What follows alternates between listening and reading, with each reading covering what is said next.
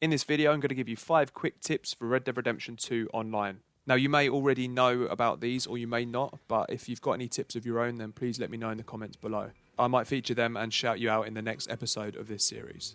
Tip number 1, swap shoulder. When in third person, as the majority of players will be in Red Dead, you'll notice that the view when aiming down your sight looks over your right shoulder.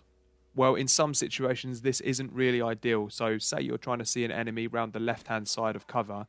Well, the solution to getting a better view of them is to flip the shoulder that you're looking over. And it's really simple to do this. Just press left on the D-pad and it will swap your view. And then to return to the previous view, just tap it once more. This is very useful in certain situations as it can give you that slight advantage that could lead to you getting the kill on your target rather than the other way around. Tip number 2, an extra carcass. When hunting, you might find it pretty frustrating that you can only carry one carcass on your horse, which ultimately limits the amount of money you can make when you get to the butcher. But there is one way to get an extra carcass along with you, and that's by lassoing an animal and dragging it along the ground. Surprisingly, a varmint rifle shot to the hoof will degrade an entire carcass and pelt, but dragging an animal for over 200 metres of dirt tracks and rocks doesn't affect it at all. Rockstar logic.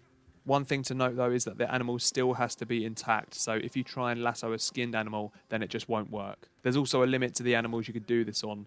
Deer, pigs and sheep all work fine, but don't be trying to lasso a buffalo. You are not that strong, mate. I'd just quickly like to throw a quick shout out to this griefer who came up and shot me when I was trying to record this video, because I recorded most of the points by killing him. So cheers for that, mate. Tip number 3, melee settings. Now, rather than having to break a physical sweat because you're spamming circle, there's one simple settings tip that will help you avoid this and also increase your chances of winning those struggles. So just bring up your menu, go down to settings, go into controls, then all the way down the bottom of the list, you'll find the tap assist section. Now flick through the options and choose hold. Doing this means that when you go into a struggle with another player, it's a lot less hassle.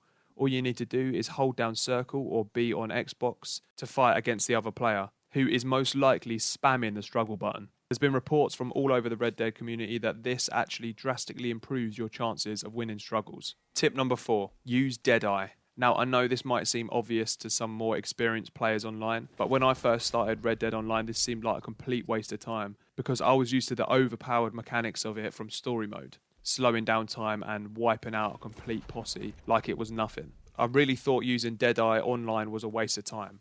I couldn't have been more wrong. Now, the reason using Deadeye Online is so worthwhile is because it removes all bloom from the reticle. So you notice here the outer circle expands when I fire, then when I go into Deadeye, that outer circle completely disappears, meaning that every single bullet I fire, rather than going somewhere in the circle of the reticle, will go exactly on that dot.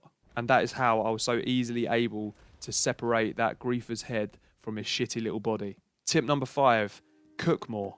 So I know after you've been out on a hunt, the temptation is there to sell everything you've got in your inventory just to make as much money as possible. Now, I really advise not doing this every single time and taking some of the meat that you've got and cooking it in your camp.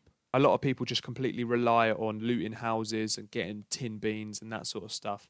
But if you just spend a little bit of time to cook food in your camp, then in the long run you'll save time, you'll save money, and it will be a lot more easy for you to regenerate your cores without having to go to any extra effort. You can access all food from your satchel online in PvP matches, like Showdown series for example, which makes it really worth being stocked up. I hope at least one of those tips helped you out, and if they did or if they didn't, then please let me know in the comments if you've got some of your own tips that you think might be worthwhile for people to know. Or you could let us all know on my Discord server. The link can be found in the description for that.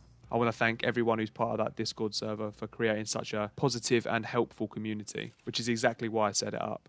And if you feel like staying on YouTube, then there's a link in the description for the fastest way to make money online right now. Thanks a lot for watching. Please like and subscribe if you appreciate these straight to the point videos. I'm JmCooKie. Cheers.